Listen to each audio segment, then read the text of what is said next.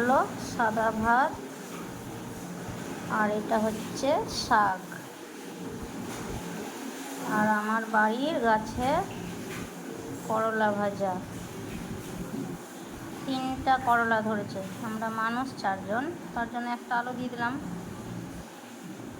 তাহলে এই হয়ে গেল একটু বেশি রান্না। এটা হচ্ছে পেঁপের তরকারি। এটা হচ্ছে দেশি রুই মাছ। এটা করেছি টক দই দিয়ে আর পেঁয়াজ দিয়ে, আর কিছু না।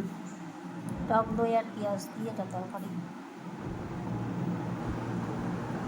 আর এটা হচ্ছে চানাচুর মাছ, মানে একদম ছোট ছোট যেটাকে বলে চানাচুরের মতন, সেই মাছটা। দেখা যাচ্ছে না মাছগুলো, খুবই ছোট একদম।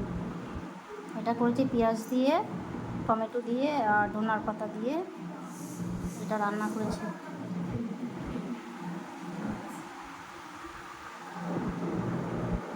এই হলো আজকে আমার রান্না।